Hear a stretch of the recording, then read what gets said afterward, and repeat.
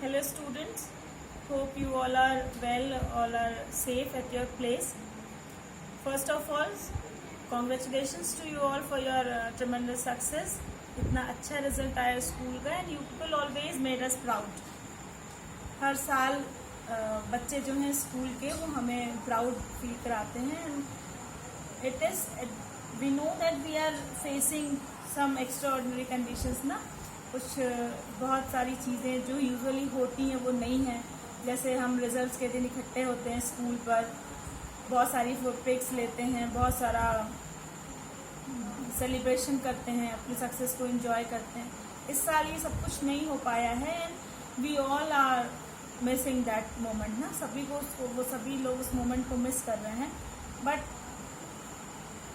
Okay, it is the time है ना. ऐसा समय है, इस तरह का हर तरफ माहौल हो रखा है तो ठीक है.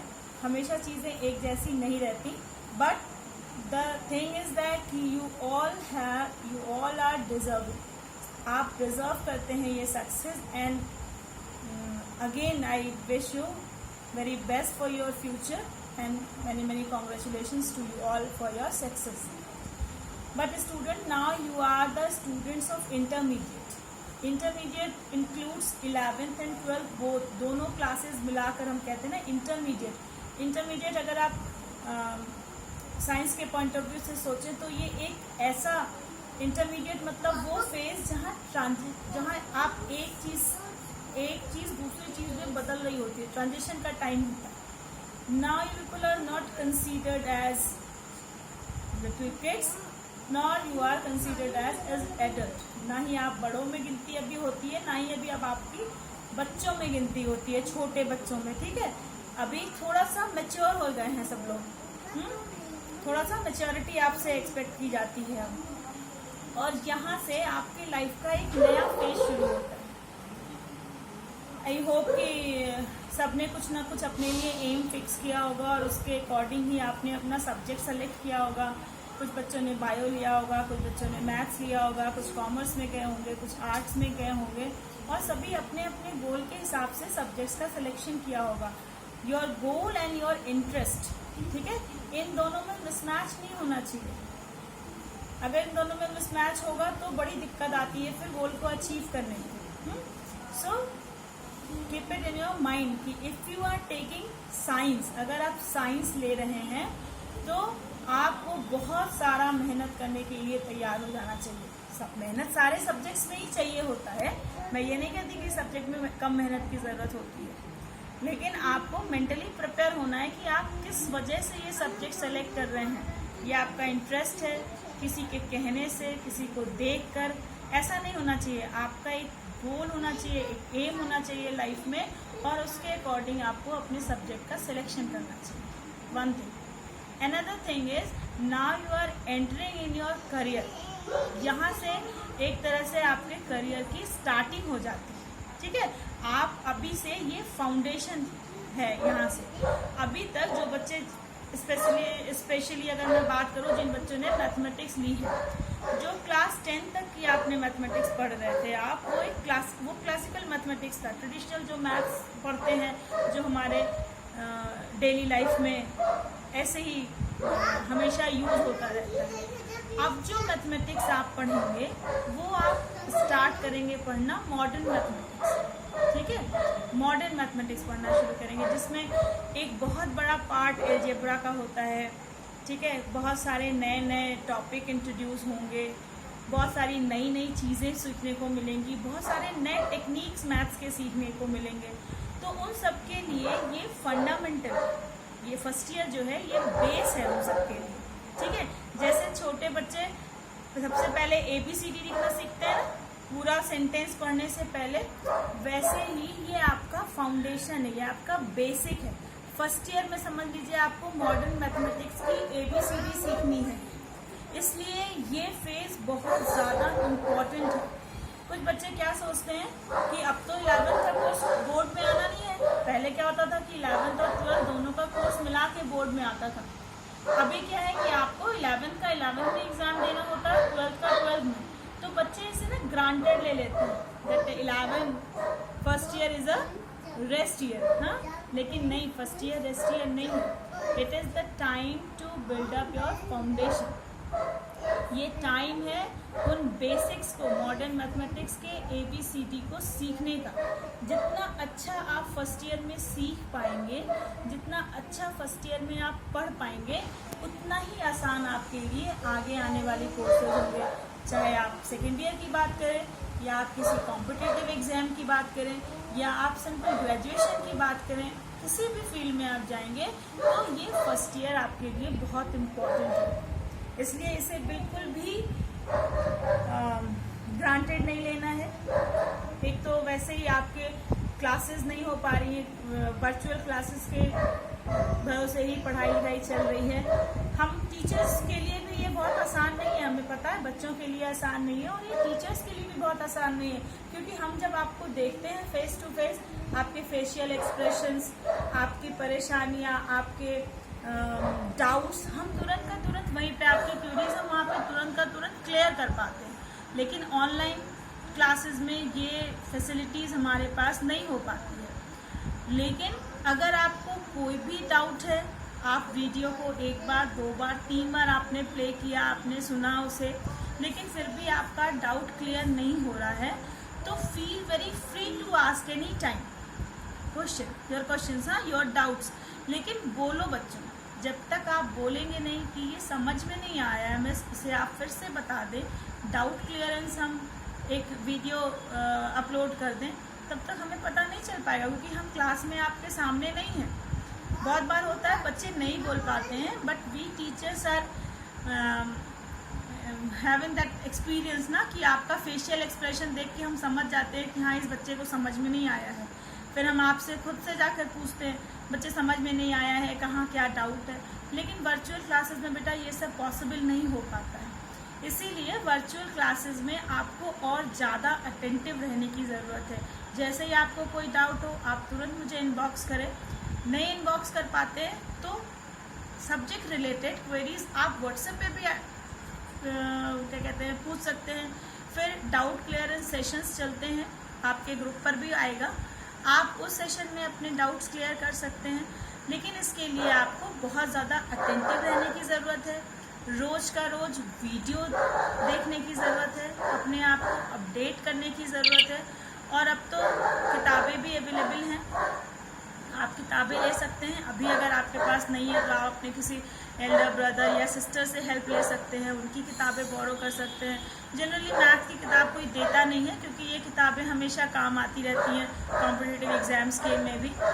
तो आप अभी ले लीजिए, और फिर जैसे ही आपको सुविधा हो आप बुक्स अपनी खरीद लीजिए।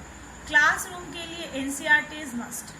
NCERT को ही हम बेस बना के चलेंगे, NCERT से ही पढ़ेंगे, इसलिए आपको NCERT की बुक लेनी ही लेनी है। But NCERT book is not sufficient for practicing. Practice के लिए बहुत ज़्यादा क्वेश्चन उसमें नहीं मिलेंगे, हर टाइप का क्वेश्चन मिलेगा। जितने टाइप के क्वेश्चन बनते हैं उस चैप्टर पर, उस टॉपिक पर, वो सारे क्वेश्चन आपको NCERT की बुक में मिलेंगे। लेकिन उसमें प्रैक्टिस करने को बहुत ज़्यादा नहीं मिलेगा, नंबर ऑफ क्वेश्चंस बहुत ज़्यादा नहीं मिलेंगे।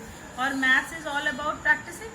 मैथ्स तो आपको सिर्फ और सिर्फ, क्योंकि उसमें कुछ याद नहीं करना है आपको, आप जितना ज़्यादा प्रैक्टिस करेंगे आप उतना ज़्यादा उसमें परफेक्ट होते जाएंगे। तो उसके लिए आपको कोई एक साइड बुक लेनी होगी। You can take side book from your choice. It may be RS Agarwal, it may be RD Sharma, it may be Balaji और नगीन प्रकाशन, है ना। तो आप इनमें से किसी की भी बुक ले सकते हैं। अभी जब हम लोग क्लासेस में पहुंचेंगे तो जितनी ज़्यादा वैरायटी होगी साइड बुक्स की हमारे पास सॉल्व करने के लिए, उतने ज़्यादा टाइप के क्वेश्चंस होंगे। 2 कॉपीज़ बनेगी, एक कॉपी जिसमें आप प्रॉपर क्लास वर्क करेंगे, मीन्स आप जिसमें NCERT के एक्सरसाइजेस करेंगे इन प्रॉपर वे, ठीक है, NCERT के एक्सरसाइजेस करेंगे। और एक कॉपी होगी आपकी प्रैक्टिस कॉपी। प्रैक्टिस कॉपी में आप साइड बुक्स के क्वेश्चंस करेंगे। मैं वीडियो जो भेजूंगी उसमें जो मेरे पास जो बुक्स हैं उनमें से मैं जो क्वेश्चन सॉल्व कराऊंगी आप उन्हें नोट डाउन करेंगे, उन्हें प्रैक्टिस करेंगे।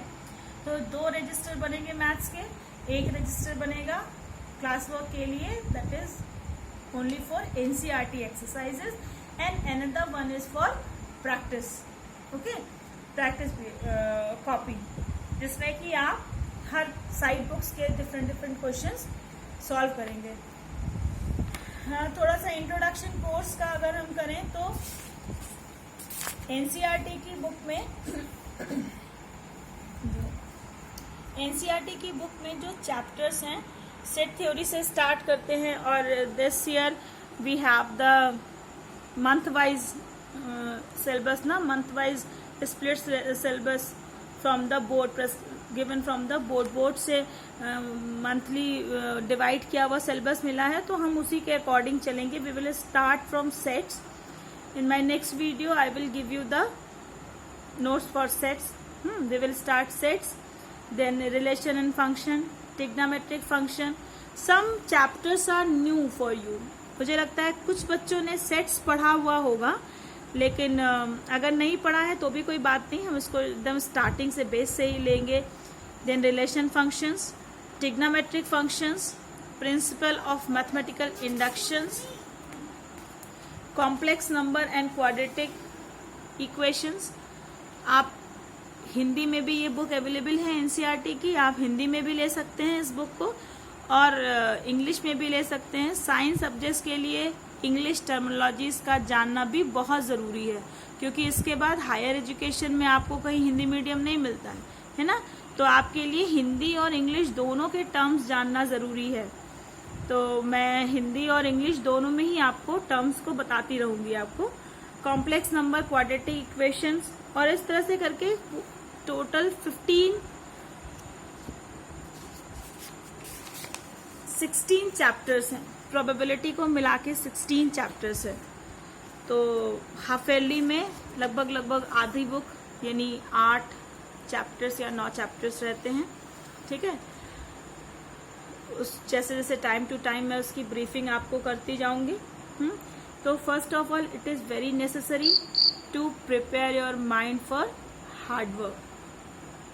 हार्ड वर्क इसलिए कह रही हूँ कि मैथ्स में स्मार्ट वर्क नहीं, मैथ्स में हार्ड वर्क ही चाहिए। जितनी ज़्यादा आप प्रैक्टिस करेंगे अपने सब्जेक्ट की, उतनी ज़्यादा आपकी मैथ्स स्ट्रांग होती जाएगी। ठीक है, और रही बात एलिजिबिलिटी क्राइटेरिया, तो each and every student has that potential. हर एक स्टूडेंट के पास पोटेंशियल होता है कि वो कुछ भी कर सके, कुछ भी पढ़ सके। मे बी कि किसी को थोड़ा कम समय लगता है, किसी को थोड़ा ज़्यादा समय लगता है, लेकिन आप हर चीज़ पढ़ सकते हैं, आप हर चीज़ अचीव कर सकते हैं, आप कुछ भी कर सकते हैं। You are able to do anything. Okay, it is just the matter of self discipline and determination. Self discipline ऐसा नहीं कि अच्छा चलो आज वीडियो नहीं देखा 2 दिन बाद देख लेंगे, नो। जिस दिन जो वीडियो अपलोड होता है उसी दिन उस वीडियो को पढ़ के और उसके नोट्स कंप्लीट करें। ठीक है, अपने आप को खुद से डिसिप्लिन में रखना, सेल्फ डिसिप्लिन और डिटर्मिनेशन अपने गोल के लिए, जो आपने अपने लिए जो आपने गोल निर्धारित किया है उसके लिए हर समय एफर्ट करते रहना। Yes, so again welcome to the new class. we all miss you and hope you all miss us also. So I'll pray to God that very soon we will meet. हाँ, जैसे ही सारी conditions ठीक हो जाएंगी हम फिर school आएंगे, फिर मिलेंगे और फिर उसी तरह की हमारी क्लासेस चलेंगी।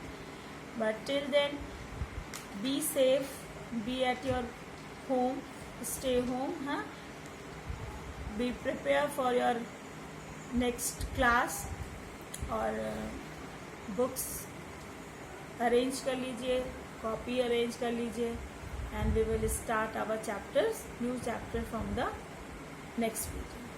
Okay, till then, goodbye.